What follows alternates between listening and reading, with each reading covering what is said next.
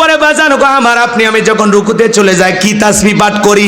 সুবহান রাব্বিয়াল আযীম, সুবহান রাব্বিয়াল আযীম। রব শব্দ আছে না নাই? এরপরে রুকু হতে দাঁড়ানোর সময় কি বলি? রব্বানা লাকাল হামদ। কথা কয় না? সামি আল্লাহু লিমান হামিদা। এরপরে কি বলি? রব্বানা লাকাল হামদ। রব শব্দ আছে না নাই? এরপরে আপনি আমি যখন মাথা নত করে সিজদায় চলে যাই কি তাসবিহ পাঠ করি? সুবহান রাব্বিয়াল আ'লা, সুবহান রাব্বিয়াল আ'লা। রব শব্দ আছে না নাই? অনেকে দেখবেন খালি সুবহানাল্লাহ সুবহানাল্লাহ, কিন্তু সুবহানাল্লাহ কয় না, সয়াবিনের তেল কয়, আল্লাহ ভালো জানেন। স্পষ্ট করে বলতে হবে সুবহান রাব্বিয়াল আ'লা, সুবহান রাব্বিয়াল আ'লা, সুবহান রাব্বিয়াল আ'লা, সুবহান সুবহান সুবহান সুবহান। আছে না নাই? ভালো করে বোঝেন বাজান গো আমার। এরপরে যখন নামাজ শেষ হয়ে যায় আল্লাহ তাআলার কাছে হাত তুলে দোয়া করি, রব্বানা আতিনা ফিদ দুনিয়া হাসানাতাও ওয়া ফিল আখিরাতি হাসানাতাও ওয়া কিনা আযাবান নার। আরো জোরে বলেন আল্লাহু আকবার। আমার আল্লাহ রাব্বুল আলামিন ডেকে বলেন, আমরা আল্লাহর কাছে দোয়া প্রার্থনা করে বলবো, হে আমাদের রব, আমাদেরকে দুনিয়ার কল্যাণ দান করো, আখিরাতের কল্যাণ দান করো, ওই কঠিন জাহান্নামের আগুন থেকে মুক্তি দাও। তাহলে এহকাল পরকালের কল্যাণ দেওয়ার মালিক কে? জাহান্নামের আগুন থেকে বাঁচানোর মালিক কে? এরপরে পবিত্র কুরআনুল কারীমের সর্বশেষ যেই সূরা, সূরাটির নাম হলো নাস, তার 1 নাম্বার আয়াত, কুল আউযু বিরাব্বিন নাস। আয়াতের ভিতরে রব শব্দ আছে না নাই? এ বাজান গো আমার, জীবনের পরতে পরতে সব জায়গায় রব। আপনি আমি যেদিন মারা যাব ওই মসজিদের মাইকে যেদিন এলান জারি হবে, এই গ্রামের অমুক ব্যক্তি বেঁচে নাই, ইন্না লিল্লাহি ওয়া ইন্না ইলাইহি রাজিউন। আপনার আমার মৃত্যুর সংবাদ শোনার পর ছেলেটা কেঁদে বলবে বাবা নাই, মেয়েটা কেঁদে বলবে বাবা নাই, প্রিয়তমা স্ত্রী কেঁদে বলবে আমার স্বামী নাই, মা বাবা বেঁচে থাকলে বলবে কলিজার ধনটা হারাইলাম। আত্মীয় স্বজন সবাই জীবনের শেষ বিদায় দেওয়ার জন্য বাড়িতে ভিড় জমায়ে দেবে। ছোট্ট বাচ্চাগুলো কেঁদে কেঁদে বলে, মা বাবা কেন একা একা শুয়ে আছে, বাবা কেন নড়ে না চড়ে না, আমাকে সন্তান বলে কোলে তুলে নেয় না। মা গো মা, আমার বাবার কি হয়েছে? ছোট্ট সন্তানদের চোখের কান্না মা বুঝাইতে পারে না, মা সন্তানকে বলে ঠান্ডা করতে পারে না। ছোট্ট বাচ্চাগুলো হাউমাউ করে কাঁদে। বাজান গো আমার, ওই 10 তলা 5 তলা বিল্ডিং থেকে নামাইয়া চকির উপরে শোয়াইয়া দেখে রঙিন পোশাক কইলা বড়ই পাতার গরম পানি দিয়া আপনার আমার দেহটাকে গোসল করায় দেওয়ার পর সাদা কাপড়ের মধ্যে চকলেটের মতো মরাইয়া ওই মসজিদের খাটিয়াটা নিয়ে আইসা 4 জন বরযাত্রী ধইরা আপনাকে আমাকে কবরস্থান পর্যন্ত নিয়ে যাবে। 3 জন মানুষ কবরের ভিতরে নামবে, একে একে সবাই কবর থেকে উঠে আসবে। ওই কবরে লাশটা রাখার পর দূর আকাশে একটু একটু দেখা যায়। এরপরে যখন বাঁশের বিছানা বিছায়া দেবে, ওই বাঁশের ছিদ্রগুলো দিয়ে কবরের ভিতরে হালকা একটু আলো বাতাস প্রবেশ করে। এরপরে যখন কবরের উপরে মাটি বিছায়া দেয়, কবরটা হয়ে যাবে ঘোর অন্ধকার। যেই কবরের ডানে মাটি বামে মাটি, মাটির হবে বিছানা, ওপরেতে বাঁশের ছাউনি, কবর নাম তার ঠিকানা। ওই কবরে রাইকা আত্মীয় স্বজন সবাই চলে আসবে, ওদের পায়ের আওয়াজ আপনি আমি শুনতে পাবো। কবরে থাকা ব্যক্তি চিৎকার মেরে ডেকে বলবে, আমাকে একা রাইকা যাইও না। কবরে থাকা ব্যক্তির চিৎকার দুনিয়ার কেউ শুনতে পাবে না। সবাই যখন বাজান গো আমার কবর থেকে চলে আসবে, ওই কবর বড় কঠিন জায়গা। আমার নবী বলেন যে কবরে চলে গেল তার চাইতে অসহায় আর কেউ নাই। বিশ্ব নবী বলেন, কলা কলা রাসূলুল্লাহ সাল্লাল্লাহু আলাইহি সাল্লাম, ইন্নামাল কুবুরু রাউযাতুম মিন রিয়াদিল জান্নাহ আও হুফরাতুম মিন হুফারিন নার, রাওয়াহু তিরমিজি। বিশ্ব নবী ডেকে বলেন, যে ব্যক্তির আমল ভালো, মৃত্যুর সঙ্গে সঙ্গে আল্লাহ রাব্বুল আলামিন তার কবরটাকে জান্নাতের বাগান বানায়া দিবেন। বলুন সুবহানাল্লাহ। আর যে ব্যক্তির আমল খারাপ, আও হুফরাতুম মিন হুফারিন নার, তার কবরটা হবে জাহান্নামের আগুনের গর্ত। একবার যদি কারো কবর জাহান্নামের আগুনের গর্ত হয়ে যায়, তার কিন্তু বাঁচার কোনো উপায় নাই। আমার নবী এক জায়গায় বসা, জিবরাইল এসে বলেন, নবী গো, এই মুহূর্তে একটা আওয়াজ হইল, আপনি কি শুনতে পাইছেন? আমার নবী বলে, হ্যাঁ শুনতে পেয়েছি। জিবরাইল ডেকে বলে, নবী গো, আজ থেকে 70 বছর আগে আমার আল্লাহ রাব্বুল আলামিন জাহান্নামের গর্তের মুখে একটা পাথর ছেড়ে দিয়েছে। 70 বছর পর এই মাত্র জাহান্নামের তলদেশে পাথরটা পৌঁছাইলো।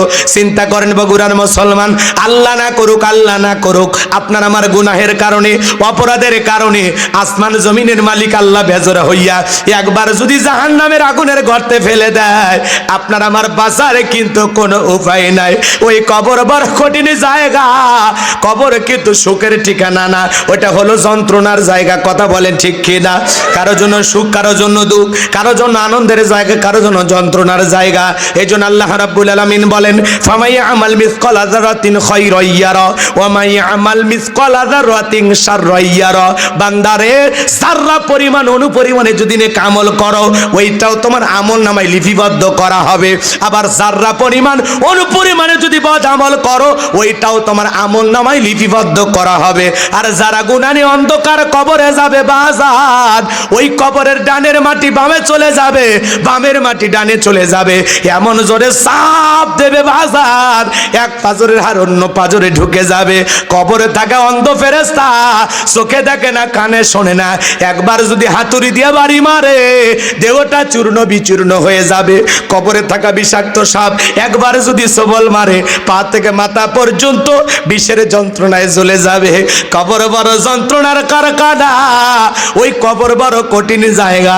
বাজান গো আমার, কারো জন্য কবর ফুলের বাগান, কারো জন্য যন্ত্রণার বিছানা। এজন্য বাজান গো আমার, ওই কবরে আপনাকে আমাকে যেতে হবে। কবর বড় কঠিন জায়গা, ওই কবর কিন্তু জায়গা ভালো না। কথা বলে ঠিক কিনা? আবার ভাইরা, নবীর প্রিয় সাহাবী হযরত ওসমান কবর দেখে জোরে চোখের পানি ছেড়ে দিয়া কান্না করতেন। সাহাবায়ে কেরাম জিজ্ঞাসা করেন, ভাই ওসমান, আপনি কেন কান্নাকাটি করেন? হযরত ওসমান ডেকে বলেন, এই কবর হলো প্রত্যেকটা মানুষের প্রথম মঞ্জিল, প্রথম ঘাঁটি, প্রথম স্টেশন। এই কবরে 3টা প্রশ্ন করা হবে। যে সঠিক উত্তর দিতে পারবে, তার মিজান ফুলসিরাতে কোনো টেনশন নাই। যে উত্তর দিতে পারবে না, তার আর কষ্টের কোনো সীমানা নাই। ওই কবরের ভিতরে 1 নাম্বার প্রশ্ন করা হবে, মার রব্বুকা, তোমার রব কে? রবের গোলামি করেছে যারা, এক আল্লাহর ইবাদত যারা করেছে, যারা আল্লাহর খাঁটি মুত্তাকি মুমিন বান্দা, যারা কোরআন সুন্নাহর বিধান মোতাবেক নিজেকে পরিচালনা করেছে, কোরআন সুন্নাহ দিয়া নিজের জীবনটাকে সাজাইছে, পরিবার সমাজ রাষ্ট্রকে সাজাইছে, যারা নেক আমল করে আল্লাহর নেককার বান্দা হয়ে কবরে যাবে, যারা প্রশ্নের সঠিক উত্তর দিতে পারবে তারা। আল্লাহু আকবার বলেন। আল্লাহর নেককার বান্দাদেরকে যখন প্রশ্ন করা হবে, মার রব্বুকা, আল্লাহর সেই, এদিক খেয়াল করে, নেককার বান্দা যারা রবের গোলাম, এক আল্লাহর ইবাদত করে কবরে যাবে, তাদেরকে যখন প্রশ্ন করা হবে মার রব্বুকা, তারা বলবে রব্বি আল্লাহ, রব্বি আল্লাহ, আমার রব আমার আল্লাহ। আল্লাহু আকবার। উত্তর দিতে পারবে তারা, নেক আমল করে কবরে যাবে যারা। কথা বলে না কেন? খাঁটি মুসলমান হয়ে, খাঁটি মুত্তাকি হয়ে, খাঁটি ইমানদার হয়ে, আল্লাহর প্রিয় গোলাম হয়ে যারা কবরে যাবে, এরা উত্তর দিতে পারবে। উত্তর দিতে পারবে না তারা আল্লাহর অবাধ্য নাফরমান গুনাহগার বান্দা যারা, যারা মনে করেছিল দুনিয়াটা মস্ত বড়, খাও দাও ফুর্তি করো। কথা বলে না কেন? যারা শয়তানের ওয়াসওয়াসায় পড়ে, ধোকায় পড়ে, দুনিয়ার লোভ লালসায় পাগল ছিল, দুনিয়াতে গুনাহ করতে করতে গুনাহের সাগরে হাবুডুবু খেয়েছে, যারা গুনাহ করে করে সারাটা জীবন কাটা দিয়েছে, শয়তানের ধোকায় পড়ে মিসগাইড হয়েছে, ভুল পথে পরিচালিত হয়েছে, ওদেরকে যখন কবরের ভিতরে প্রশ্ন করা হবে মার রব্বুকা, উত্তর দিতে পারবে না। শোনেন, চাকরি করলে তো বসের নাম জানবেন, চাকরি করলে তো আপনাদের জন্য বেতন বোনাস। কথা বলে না কেন? যারা আল্লাহর গোলামি করেছে, যারা আল্লাহর ইবাদত করেছে, যারা এই দুনিয়াতে, এদিকে খেয়াল করে, যারা নিজেকে আল্লাহর দাস গোলাম হিসাবে নিজেকে দুনিয়ার জমিনে পরিচালনা করেছে, এই গোলামির পুরস্কার হলো জান্নাত। সুবহানাল্লাহ বলেন। আর বোনাস কি? যারা জান্নাতে যাবে, মাওলা পাকের দিদার, জান্নাতি জান্নাতে যা কি শান্তি পাবে, আল্লাহকে দেখে সব শান্তির বেশি শান্তি লাগবে। সুবহানাল্লাহ।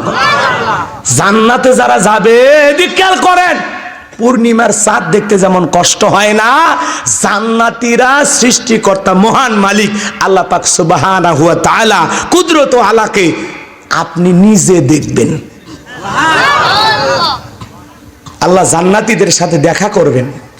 আল্লাহর কাছে আমরা মিনতি করি, দোয়া করি, প্রার্থনা করি, আল্লাহ ওই জান্নাতের কোনো একটি কোনায় আমাদের জন্য একটু জায়গা করে দিবেন, যেই কোণা থেকে একটু আপনারে দেখা যাবে।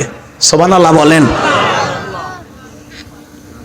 এত ওয়াজ, এত নসিহত, এত উপদেশ, এত বয়ান, এত হাতে পায়ে ধরা, তারপরে আমরা সংশোধন হই না। প্যান্ডেলের বাইরে বিড়ি সিগারেট ফেলাই আসছে, আবার যাওয়ার সময় খাওয়া শুরু। কি ওয়াজ শুনলেন? এতক্ষণ কি বিড়ি খাওয়ার ফজিলত বুঝাইলো? কথা কয় না। বিরক্ত হইতেছেন আমার কথা? তাহলে কবরের উত্তর দিয়ে খেয়াল করেন, কবরে 3টা প্রশ্ন করা হবে। এই সলজবের সঠিক উত্তর দিতে পারবে যারা নেক আমল করবে, যারা আল্লাহর মুত্তাকি বান্দা হবে। কথা বলেন ঠিক কিনা? আপনার রবের সাথে কোনো সম্পর্কই ছিল না, আপনি কবরে গেলেন আর প্রশ্ন মুখস্থ করে গেলেন আর বলতে পারবেন, অতই সোজা। আপনাকে ভোলায়া দিবেন কি? এই প্রশ্ন ওইরকম মুখস্থ যে না, প্রশ্ন করা মা রব্বুকা রব্বি আল্লাহ আমার রব্বুকা রব্বি আল্লাহ, আপনি মুখস্থ করে যাবেন?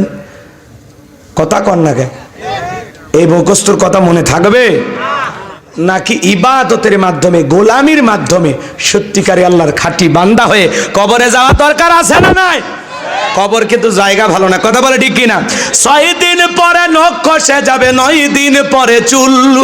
6 দিন পরে নখ খসে যাবে, 9 দিন পরে চুল। কবর গাগের সামান নিতে কইরো না কেউ ভুল। কবর জায়গা ভালো নয়, কবর জায়গা ভালো নয়, কবর জায়গা ভালো নয়, কবর জায়গা ভালো নয়। আমল দিয়ে কবর গৃহ সাজিয়ে নিতে হয়। কবর জায়গা ভালো নয়, কবর জায়গা ভালো নয়। আমল দিয়ে কবর গৃহ সাজিয়ে নিতে হয়।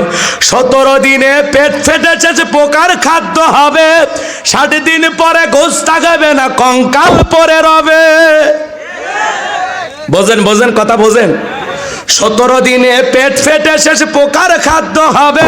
60 দিন পরে গোশ তাকাবে না, কঙ্কাল পরে রবে। 90 দিনে হাড়গুলি সব, 90 দিনে হাড়গুলি সব আলাদা হয়ে রয়। কবর জায়গা ভালো নয়, কবর জায়গা ভালো নয়।